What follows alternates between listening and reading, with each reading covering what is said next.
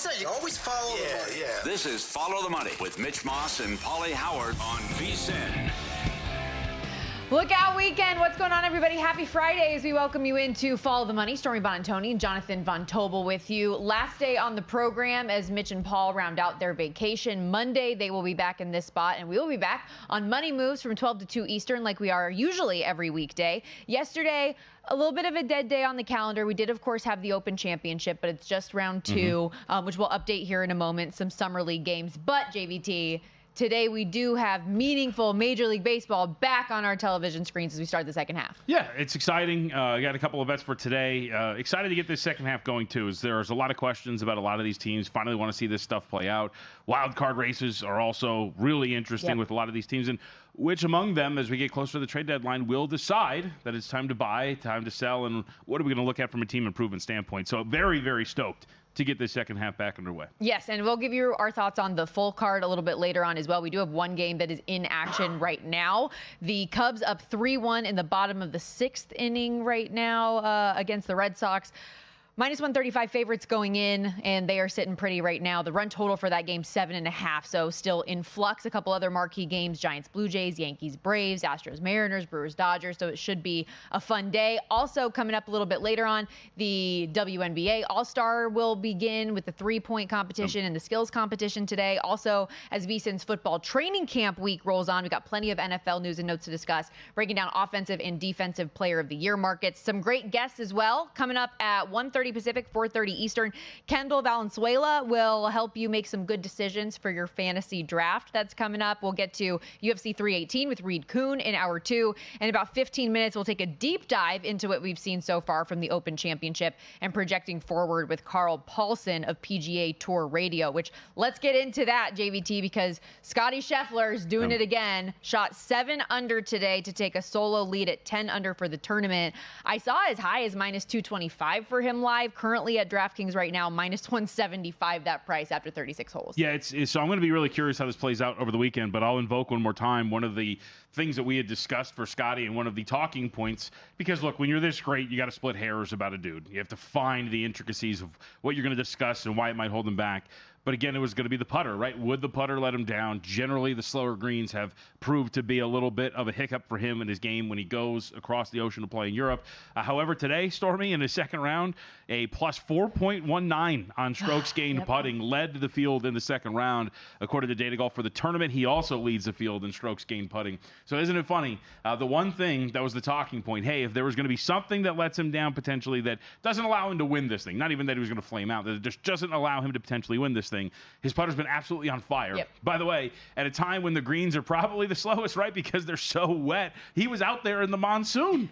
And I thought, all right, here we go. Like, the weather earlier was rough. And I thought he was going to fall apart. And it was classic, like, coastal links weather. It would rain like the worst rainstorm we've ever seen for 15 minutes. Then it would go away for another 20. But he stuck through it, 10 under for the tournament. Awesome round today. And it looks like he's just going to do Scotty things at this point right now. It is his fourth 36-hole lead in a major championship. He's gone on to win 2 of the previous 3, if that gives you any indication. Again, minus 175, the live price I'm seeing right now. You got Matt Fitzpatrick as your second shot at plus 550, shooting 5 under for a 36-hole, 9 under, 133. Brian Harman and Chris Gotterup each had good days as well, shooting 6 under. Harman now 8 under through 2 days in a 2-way tie with Haotong Lee for third. And again, we'll talk plenty more Open Championship in our next segment coming up when Carl Paulson joins us. We did get a handful of NFL news items that have come through in the last 24 hours or so. We shared the news a couple days ago here on the program, JVT, that Chargers wide receiver Mike Williams in his return season to LA would be starting the season on the PUP, physically unable to perform list. And then after one day of training camp, we find out he's actually elected to retire.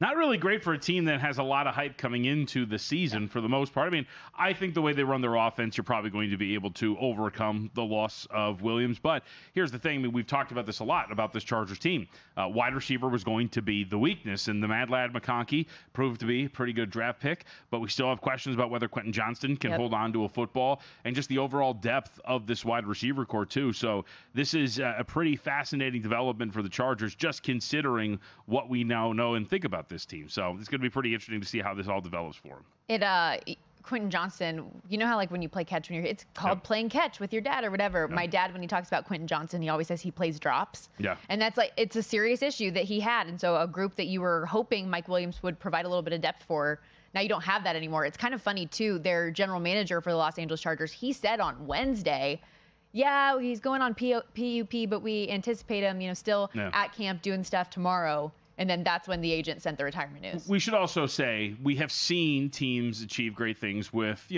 B-level receiving cores. We've talked about the Chiefs receiving core for quite a while. They have achieved great things. The Buffalo Bills last year were a great example of that too, right? Where a lot of people had questions about what the receiving core was going to look like. I don't know. You got a bunch of like B and C guys in there. Josh Allen won MVP, and they were great from a record standpoint. So it can be done if you don't have the deepest wide receiver core. Question becomes, can Justin Herbert do it? Yep. And then for a team that's so focused on its run game, one would assume you can offset it the way you're going to call your offense. And fortunately, too, they did at least get Trey Harris signed officially, so that news came through this week as well. They add Mekhi Becton to the offensive line with Joe Alt and Rashawn Slater. I do like that running back room. You know how high I am on Omari and Hampton. Najee Harris appears to be okay, so we'll see what this offense can be. Chargers plus 310, third shot in the AFC West. The Chiefs, a minus 120 favorite. The Broncos and Chargers, very similar pricing, though Denver is sitting there at 3-1. The Vikings got some news today as well. Wide receiver Jordan Addison is pleading to a lesser charge in his DUI case. If you remember, he was arrested in LA last year after being found fallen asleep behind the wheel of his Rolls Royce and what was a suspicion of DUI. Per his agent, Addison will pay a small fine and serve 12 months of probation. But if the fine is paid and he completes a couple online courses, that probation even can be cut in half. The plea, however, does acknowledge that he was intoxicated and he was behind the wheel of a motor vehicle, which is in violation of the NFL's substance abuse. I think it's called, what's the policy called? Program on Substances of Abuse. So he is subject to NFL discipline.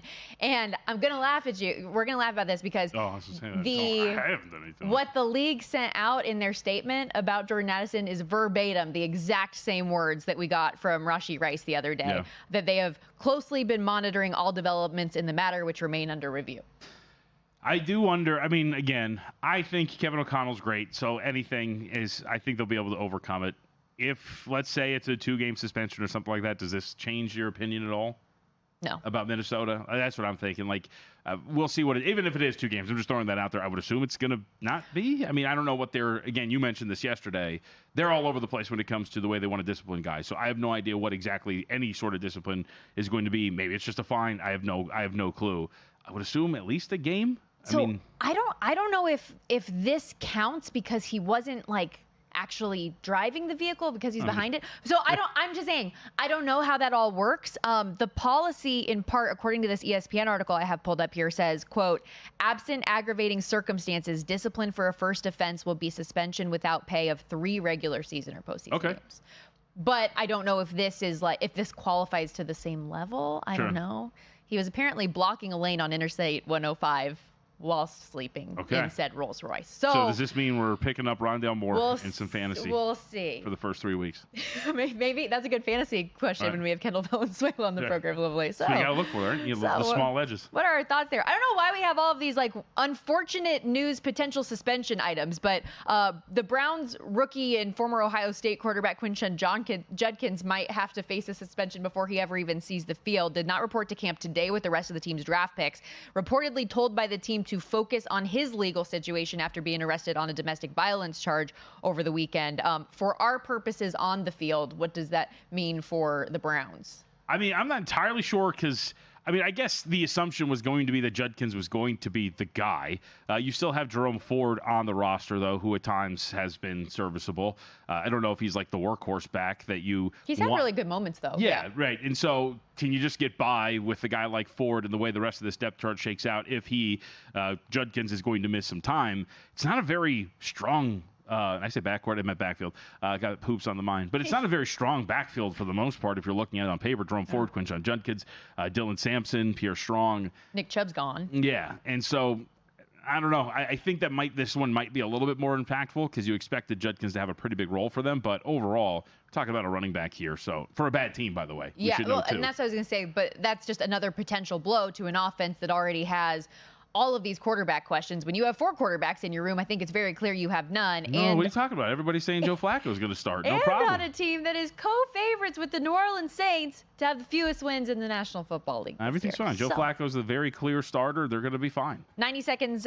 before we have to hit the break. Does this one mean something to you? Lions took a preseason blow to their defense yesterday, placing defensive tackle Levi Onwuzurike on the reserve PUP list, so he will miss at least the first 4 games of the season. I mean, I think it just matters only because we saw this team deal with a ton of injuries last year, and so it's not really great, especially on defense. So it's not really great to start the year off with a blow to your defensive line and the depth there. Also, we should note that, of course, Aiden Hutchinson's coming back from injury too. Mm-hmm. So is your defensive line going to be a little slow, right, to get up to speed when you're talking about some of the depth getting dinged up, Hutchinson trying to work his way back from this really serious leg injury? That, I think, is probably, as we always talk about, right, the injuries that come en masse. When you have cluster injuries at a single position, that's when it starts to bother you. And I think that's why maybe this one might be a little bit more impactful. Yeah, and so the thing that worries me about this is that as of right now, at least, it is an undisclosed injury. So what might that be? He missed all of the 2022 season dealing with a serious back issue. Last season, he played 10 games. There wasn't anything noticeable at the back end of the season. But when you already have Aleem McNeil, who's expected to miss some time at the start of the season with ACL as well, you know, kind of pairing all of that together. Okay, Wingo, I think, too, is one of their guys, too. So. Yeah, so keep all of that in mind. And then a team that people already have like some questions about with the coordinators being gone and all of that just adds insult to literal injury in this case. Okay, we're just getting started here on Follow the Money. Still so much more to get to. I know we gave you a little glimpse into what has transpired so far at the Open Championship, but coming up next, covering the Open on SiriusXM Channel 92, Carl Paulson joins us coming up after the break.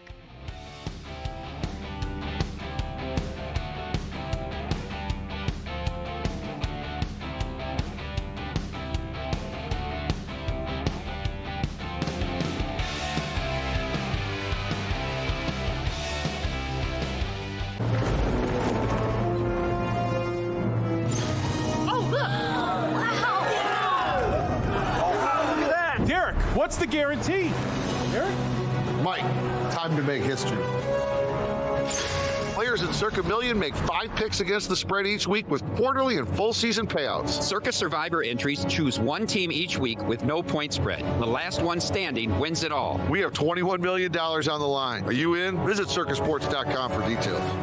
So, Paulie, have you had a chance to read the VSiN Daily yet? Yeah. Came in at 3 a.m. What's Bill doing up that late? Well, rumor has it, it starts off with a 12-hour meditation session. Then he just pours himself over film and live TV, really focusing and taking it all in.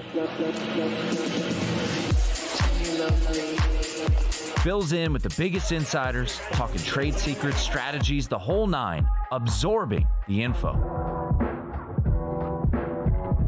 And then and only then can the writing process begin.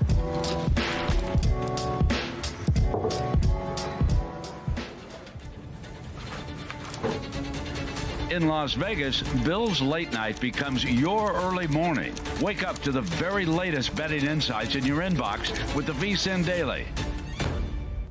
Sign up for free at vsin.com/newsletter. On the next edition of A Numbers Game, Mark Malusis will be in for Gail Alexander and Kelly Bidlin. We'll give a recap of the action over the weekend in the sports world, including who brought home the Open Championship and golf's final major of the year. Mark will also recap the action over the weekend in the MLB, find the best value on Monday's card. We'll finish out with a look at the NFL futures markets with the teams reporting to training camp this week. Tune into Monday's edition of A Numbers Game at 10 a.m. Eastern only on VSiN, the Sports Betting Network.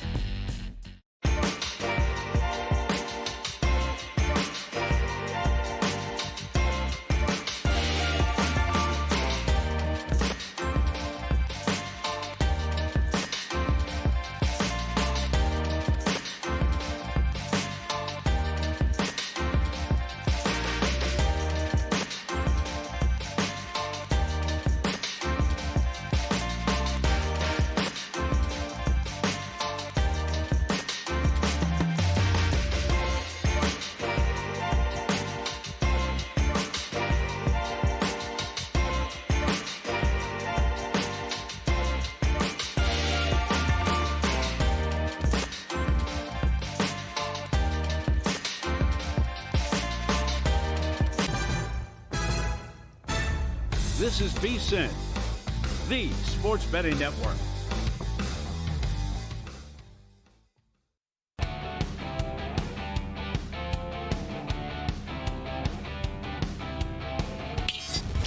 This is Follow the Money on VSiN. The 153rd Open Championship from Royal Portrush gave us a show on day 2. Event favorite Scottie Scheffler shot 7 under today to take a solo lead at 10 under for the tournament. Is now minus 175. Odds-on favorite to win it all, alongside Jonathan Montalvo. Stormy Bonantoni with you live in downtown Las Vegas, Circa Resort and Casino. But we are going to hop all the way over to Northern Ireland, where Carl Paulson joins us here on the Progressive Guest Line and covering the Open out there at Royal Portrush on SiriusXM Channel 92 at C. Paulson Golf on X. First of all, how is the other side of the world treating you, and are you staying dry? No, I'm not staying dry, and they're treating us perfectly over here. Lots of Guinness and lots of potatoes, and it's been an absolute blast so far. You know, I got to try a Guinness. I haven't had one in like many years. I can't even remember what it tastes like, so I'll have to try that. All right, let me ask you, because I'll go all over the place when it comes to beer. I want to ask about Scottie, because we were discussing this, Carl, when we came on the air. You know, in the days leading up to this tournament, a lot of the conversation was around Scottie and his putter and the way that it had performed across the pond at times with those slower greens. Well, through 2 rounds, according to some databases, he is now leading the field in strokes gained putting. What have you seen from him on those greens out there? You know, it's interesting. I had this conversation with somebody a couple of hours ago. Scottie is not afraid to have a really bad putting week. Last week, he was by far the best player from tee to green at the Scottish Open, and he did not even putt close enough, not even close to well enough to win that golf tournament. And then he comes over here and he's making everything. I don't really understand how he can switch, turn the switch that quick. But when he starts making putts and gets confidence, it's over. I mean, it's scary how good he is. I can't really explain the putter. It seems like it's just a kind of a confidence thing to me. In a week, no less, Carl, when he was on the podium giving one of the most interesting and deep and thoughtful press conferences talking about the career and how you go on to win and what that means for you as a person, as a father, as a golfer, like how much does just the way that he carries himself as an even-keeled person carry over to the golf course for this guy? Well, it's super relatable, right? We all can listen to that press conference that he had and be like, wow, that's really interesting and it's relatable.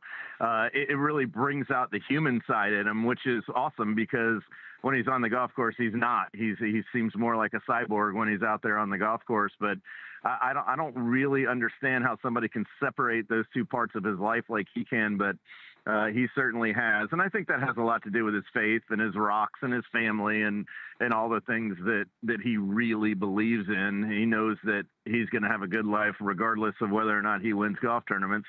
It just so happens he does win golf tournaments and he wins a lot of them. Carl, what do we make of Brian Harman? He was one of 3 guys that were 6 under for the day. How sustainable is this as we head into the weekend for Harman?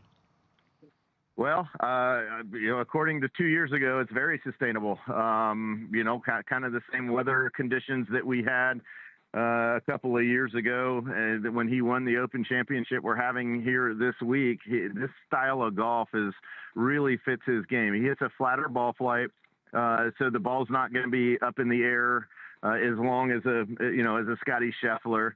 But I think we're going to need some conditions for him to win this golf tournament. I think we're going to need a little bit more wind than we've been having, maybe a little bit more rain, maybe, make it like he reminds me of a mudder. I call him a mudder, right? A horse that loves the mud. He just loves that grittiness. He really is a bulldog, pun intended. The Georgia Bulldog is really, really good when the conditions are not ripe.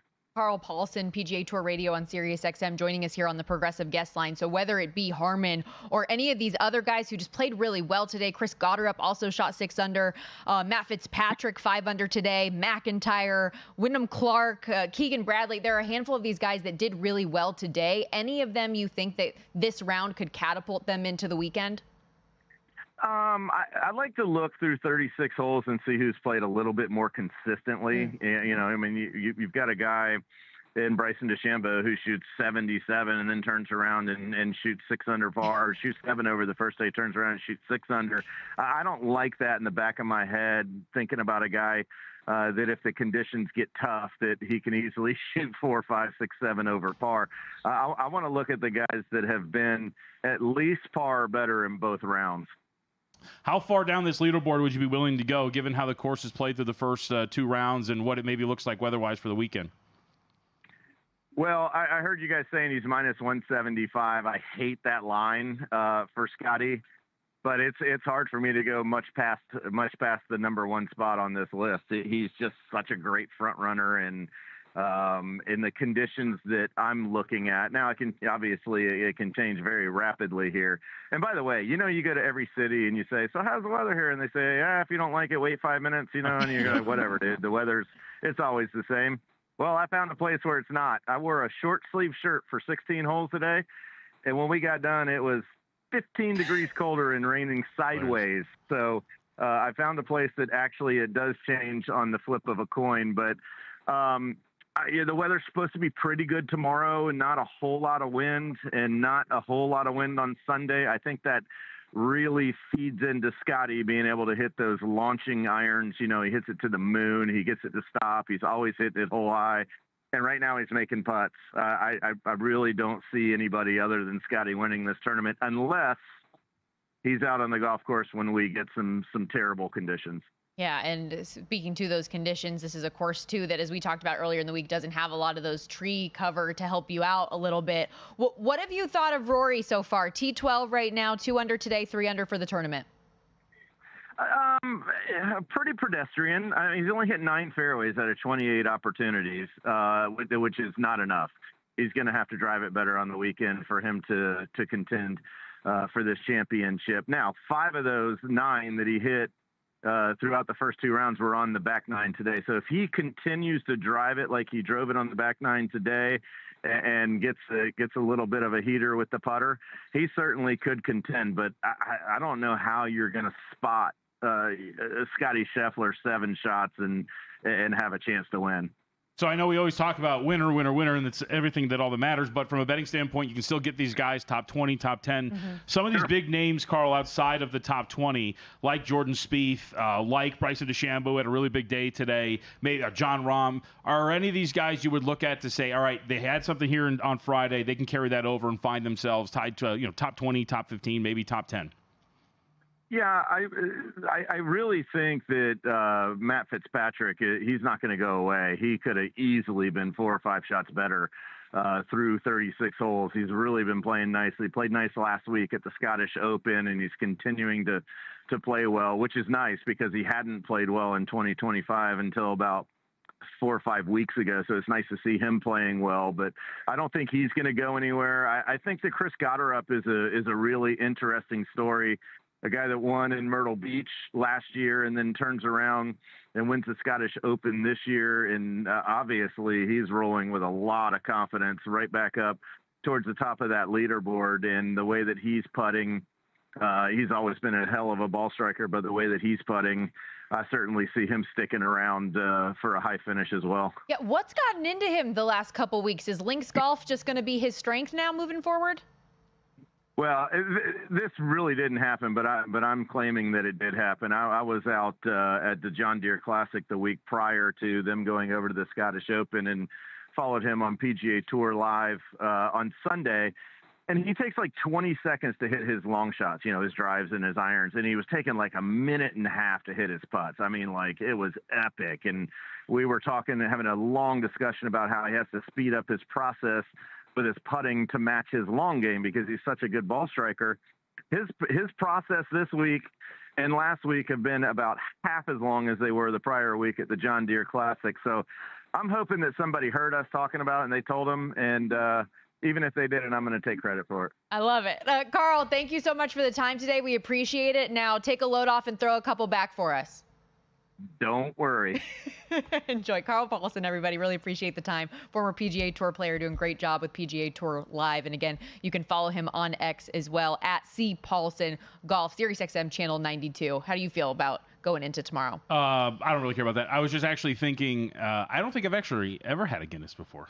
Ever. Even Yeah. I've had one before. Yeah. I think I've had a sip, but I've never finished an entire Guinness before. My husband and I went on an Alaskan cruise last year, and I think he drank the boat out of Guinness every day we were there. This is really heavy, right? Yeah, it's not my type of beer personally, but I mean, if I'm in Northern Ireland, I'm for sure going to have a Guinness, so I don't blame him one bit. Yeah, split the G. That's what I was going to say. I was looking for that term earlier, but I couldn't get to it. That is up there, when you just drink. I don't know. It's not that much off the top. You ever heard of that term? So the glass has Guinness written across. Right. You're supposed to take your first drink of the draft is supposed to cut the G in half. That's a pretty good chug then, right? Yeah, okay. it's supposed to be a good amount. San Do they have Diego- Guinness here? All right, let's go. I'll go find out after the San show. Diego Yeah. State didn't teach me that one, unfortunately. No. We got to take a quick time out. When we come back, getting back into a little NFL conversation, Kendall Valenzuela, Fantasy Life, is going to join us, get you set for your draft, and maybe give us a little mindset talk for how to play some season-long props. We'll be right back.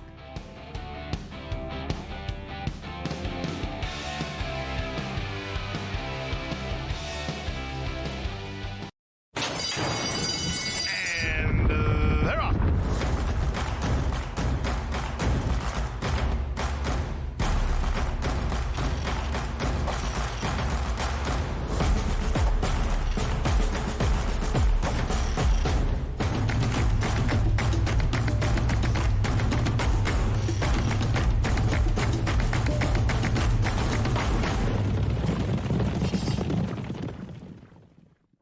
Gear up for football season the sharp way with a VSiN Pro subscription. Right now, grab our football special for just $175. An early bird deal that gives you full VSiN access through the Super Bowl. That includes our NFL betting guide, loaded with team previews, power ratings, and season-long best bets. Plus, pro picks sent to your inbox daily, betting splits from DraftKings and Circa, live shows on the VSiN Watch app, and so much more. Don't wait. Sign up now at VSiN.com/subscribe and join us on the Sports Betting Network.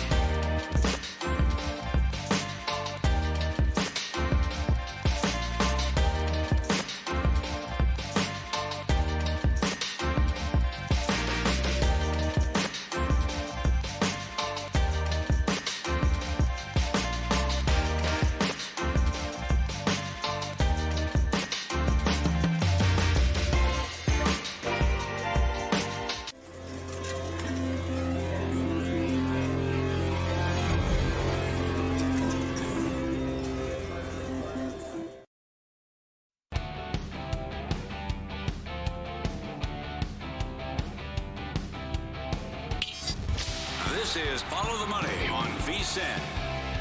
If you're serious about winning this football season, your edge starts now with the all-new VSiN NFL betting guide for the first time ever. We're including fantasy football insights alongside our trusted betting content. That means in-depth previews of all 32 teams, season win total analysis, best bets from our VSiN show hosts, guests, and experts, player props, betting projections, and now strategies to help you dominate your fantasy draft. Right now, lock in VSiN's football special for just $175. You'll get full VSiN Pro access through the Super Bowl. That's every betting guide, so our NFL betting guide that's out now, but our college football betting guide and beyond, daily best bets, 24/7 video coverage, exclusive analytics, and all of the tools available daily at vsin.com.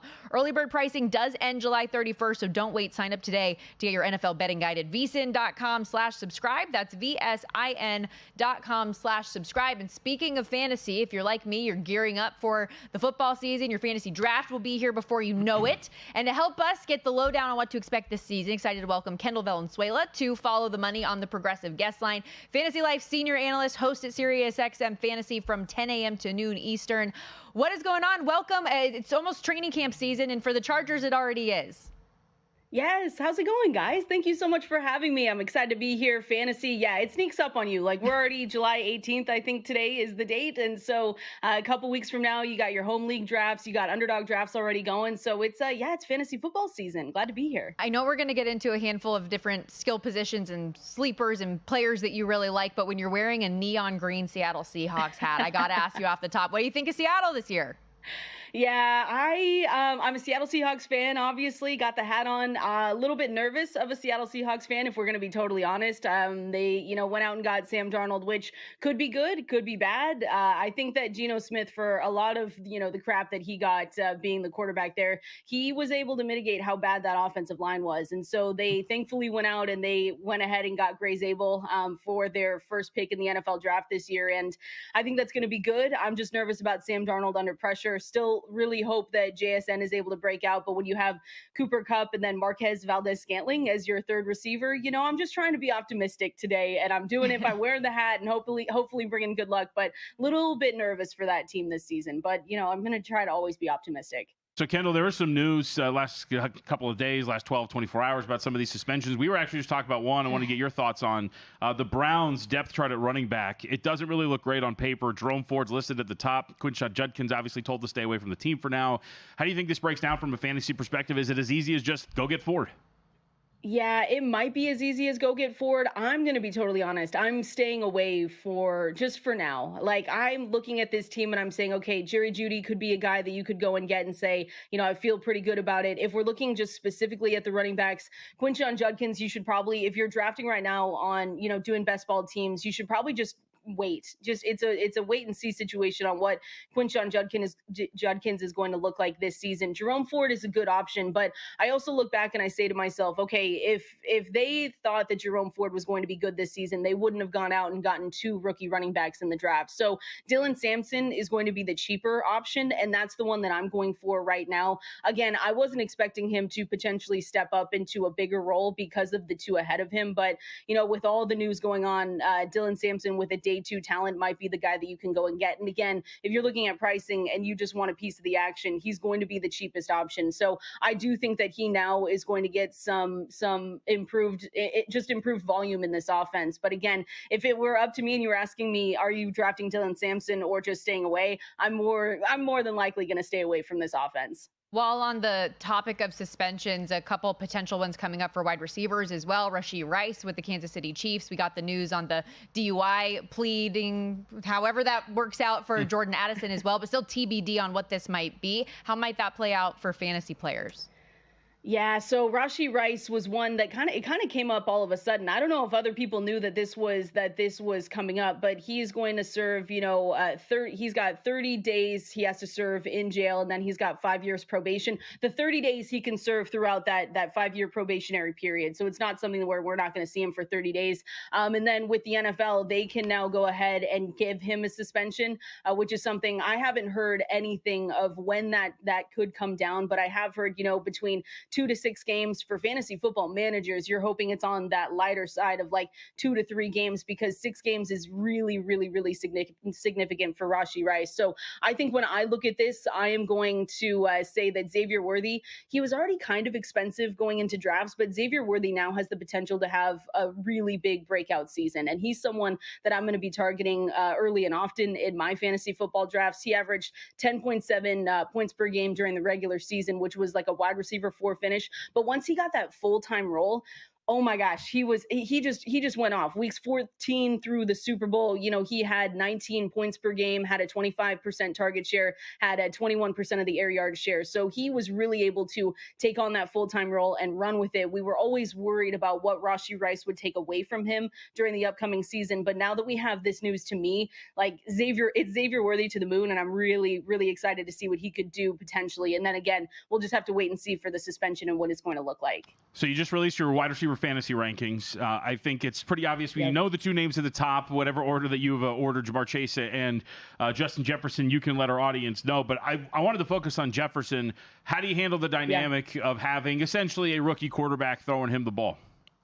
Yeah, I really like JJ McCarthy. Like Justin Jefferson, people are going to either put CeeDee Lamb at 2 or, Justin Jefferson at 2. And I'm not going to fault anyone if they say, hey, I like CeeDee Lamb over him. I think a lot of my other rankers at Fantasy Life have CeeDee Lamb at number 2. But Justin Jefferson, for me, it's interesting because you do get a little bit nervous about JJ McCarthy. But to me, we talked with Kevin O'Connell at the Super Bowl just a couple of months ago, and we told him he was the quarterback whisperer. Like Kevin O'Connell, for everything that it's worth, he's been able to get fantasy production out of a lot of quarterbacks and just give them some of their best seasons. And so what we've seen with Kirk Cousins before, what we saw with Sam Darnold just last season, I think there's a lot to the Vikings conversation where we just have to say, hey, if they were comfortable letting Sam Darnold walk, we just have to understand that JJ McCarthy is probably going to be good for this team. And it might take him a little while because, like you said, we have no sample size on JJ McCarthy from last season with that unfortunate injury. But I'm putting my faith into Kevin O'Connell, and he has, like I said, he's got Justin Jefferson over there. He's got Jordan Addison,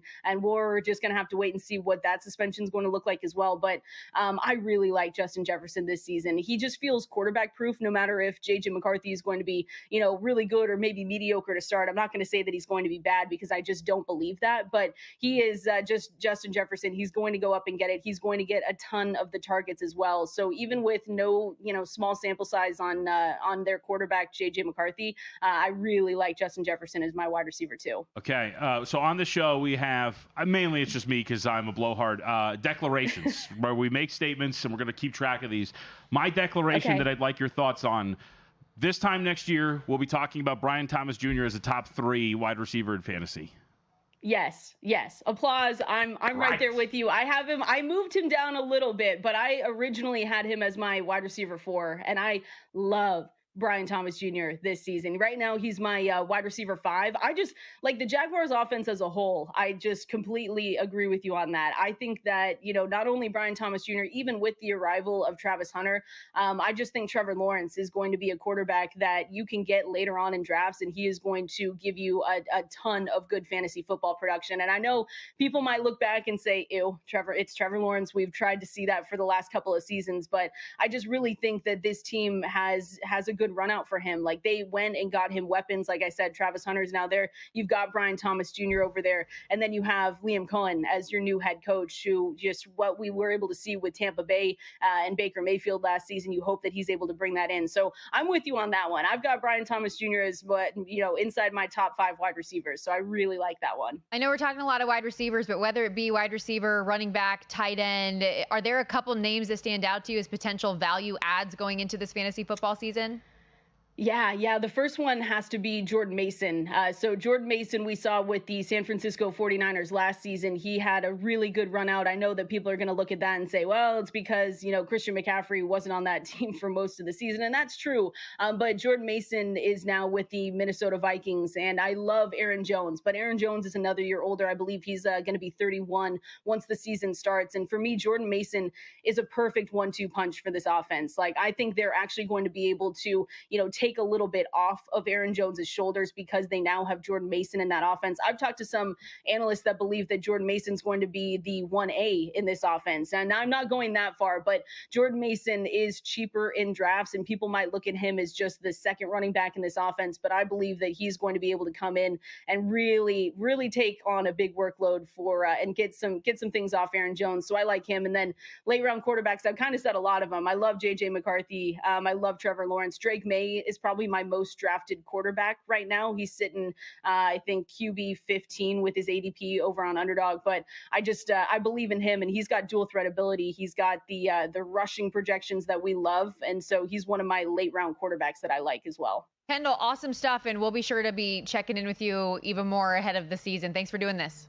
Awesome. Thanks, guys. Talk to you soon. Kendall Valenzuela, everybody, senior analyst over at Fantasy Life and hosts SiriusXM Fantasy from 10 to noon Eastern weekdays at K Valenzuela 17. Back with more after a quick timeout.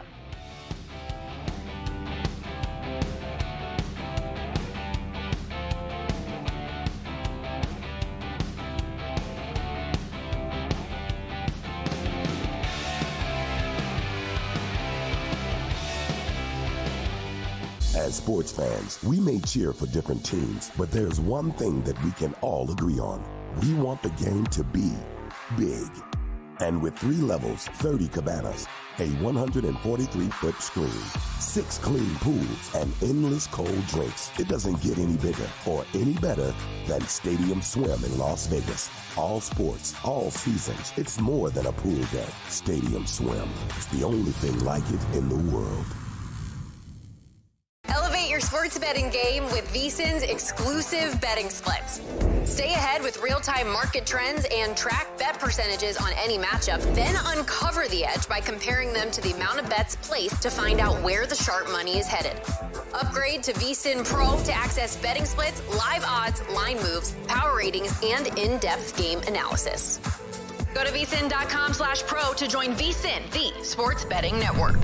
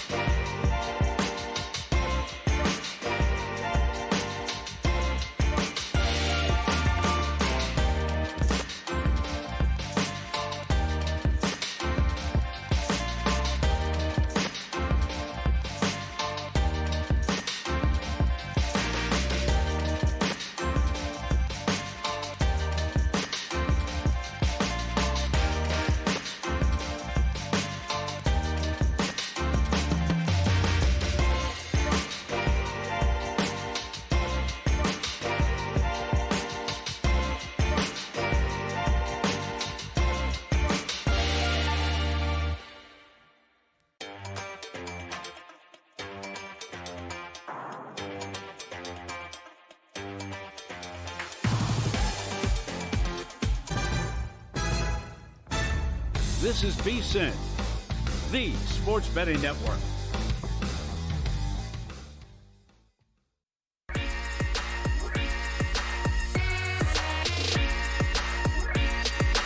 Win Some, Lose Some is sponsored by the Sharp Plays.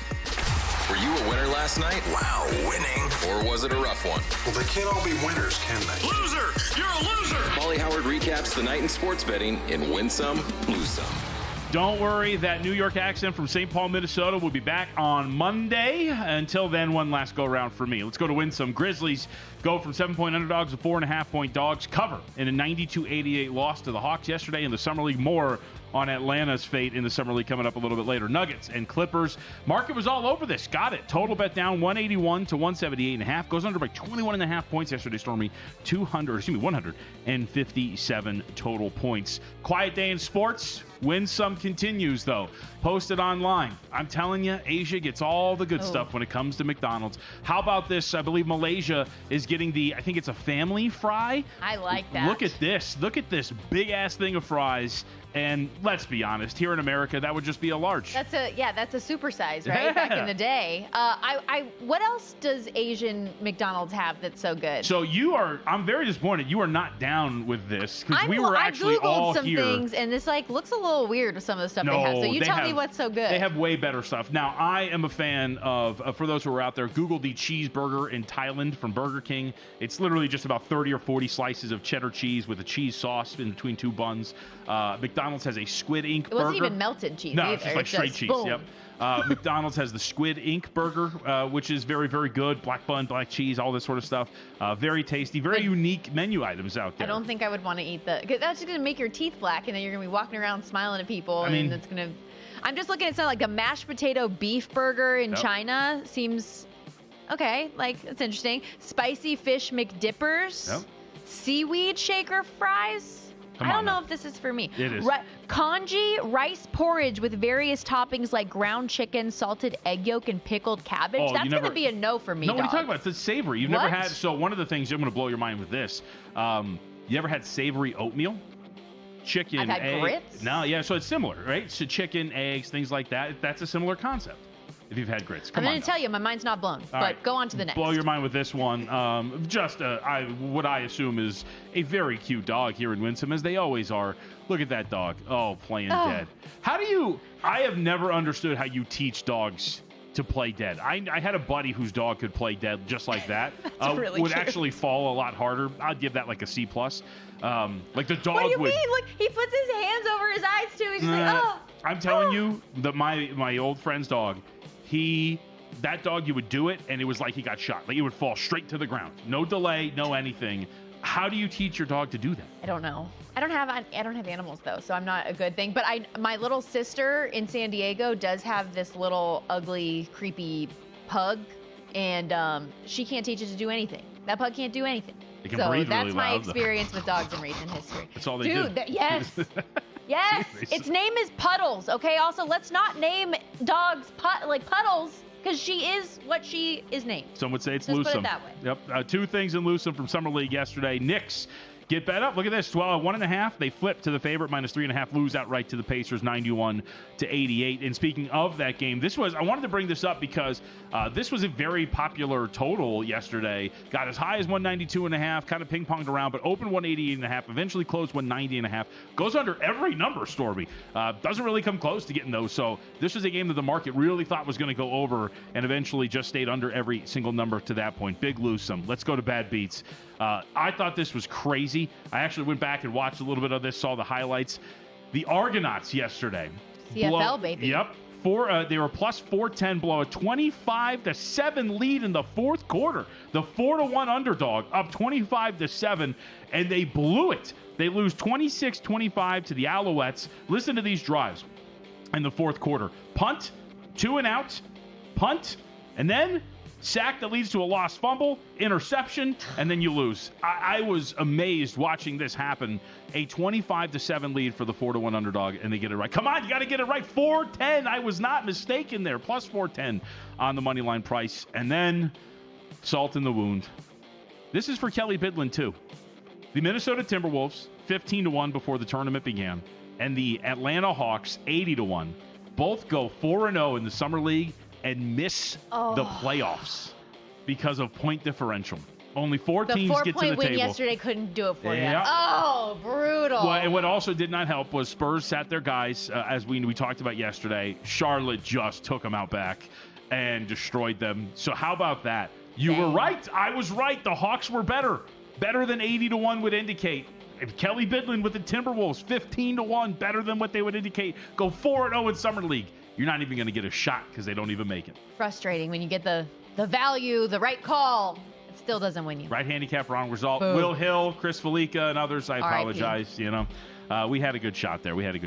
Hey, folks, check out the Sharp Place. Go to sharpplace.com. It's a place for you. Unmatched transparency with records updated daily for you. You can take advantage of the AI betting analysis that they provide, as well as real-time global betting information sent straight to you. You get the alerts directly from the pros. So what are you waiting for? Go to sharpplace.com. Check it out today. Again, sharpplace.com. Speaking of Summer League, by the way, 6 games today, including 1 in action right now. None of consequence, though, to your earlier point. I still have my Thunder future that's alive. It was one of 3, so I had the Thunder, the Grizzlies, and the Hawks all in the written up in the article before the series, or before the event began. But just hurts, Games today, though, all meaningless. I'm sorry that you had to go through that. Mavericks up 48-32 on the Magic at halftime with that first game of the day. We do, however, have meaningful games in Major League Baseball today. The second half gets underway.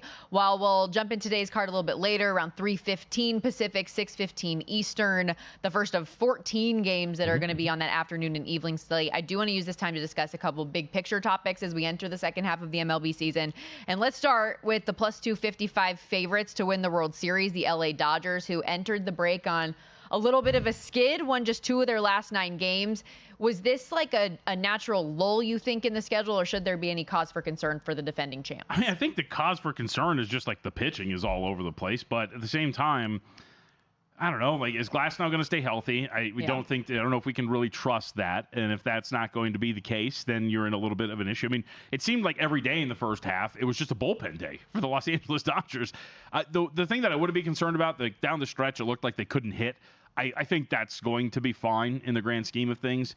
I don't know. I feel like when I watch this team roll out this, and this bullpen's great, but I feel like I watch these Johnny Holstaff games almost every single day. I'm like, really? Like, we're going to trust that this is going to happen? Here's the thing, though. Will Ohtani be stretched out and ready to go by the time we get to the postseason? Will he be out there dealing 6 innings and giving you another body there at the top of the rotation? Obviously, Yamamoto, we have discussed this before here when you're talking about how he has looked in recent form. I mean, had a couple of little blow-ups here and there. He looked mortal, but he's still fine. I think that's really your biggest question. I think the offense is going to be fine. If Glasnow gets hurt, though, what does this rotation look like as you enter the postseason? You're really hoping that Ohtani is going to be stretched out with no issues whatsoever, which seems to be kind of the case. They do have a 5.5 game lead in the NL West right now, and as I mentioned, a real short shot to win the World Series, plus 255. We have not had a repeat champion, however, since the Yankees, 1998 to 2000. Did you, by the way, real quick, did you see I forgot to send this in, did you see the clip of Ohtani with, I think it was McAfee during the All-Star break? They asked him, would you be able to strike you out? And he responded with, I think so. That's pretty good. You had to think about it. But he is back and building up, right? And Glasnow, to your point, yes, he's had issues, but off the injured list right now, back in the rotation. Blake Snell doing minor league rehab stuff, looking to come back right now. So we'll see how that plays out. Looking at some of the division races, there's a couple where, we're out of reach already. I'm looking at you, AL Central. That's all Tigers. But there are a handful that are still very much in play. The AL and NL East, I think the closest of the bunch. And you are someone who, despite mass hysteria with the Bronx and the Yankees right now, are a believer that they're going to come back and handle business in the second half. Yeah, I mean, so far we have CLV, right? Captain closing line value. They are now odds-on favorites. Grab them at plus 110 to win the AL East. So, yes, good ticket so far. But I think that's the case. We've talked about this. You mentioned the healing rotation potentially for the Los Angeles Dodgers. Yankees are among them as well. Luis Gil will come back at some point. And Yarbrough, of course, as well. I think they're going to be okay. As it's been pointed out, too, the Blue Jays, if you look at the teams at the top of the AL East right now, the Blue Jays, the Yankees, and the Red Sox. In fact, we could throw in the Rays. The Blue Jays actually have the 4th best run differential in the AL East, and yet they are on top by 2 games. That generally does not bode well for a team to maintain its status at the top when you have these other teams that are outscoring opponents by such a grand margin, especially for the Yankees, plus 111 in the run differential. So I would expect, as we head closer to the second half of the Blue Jays are going to cool down. They should be in contention for a playoff. I don't think it's going to drop off, but I have a pretty solid faith the Yankees are going to be right there and win that division when all is said and done. And they are back to odds-on favorites in the AL East as well, -120 that price. The Blue Jays +170 and the Red Sox +650. Aaron Judge of the Yankees -650 for AL MVP right now, -140 to lead the league in home runs. Cal Raleigh been such a great story. +370 for MVP for him, +110 to be the home run leader. This after, by the way, entering the season 100-1 on the board in that market. He has been one of the best stories of the first half, but can he carry that over to the second is another question. When we get back to baseball, I'll have a second half win total that we should probably talk about too. Love that. Okay, we've got to take a quick timeout. When we come back, resetting for hour 2 of the program. MLB, our All-Star is in the rear view. WNBA All-Star kicking off tonight.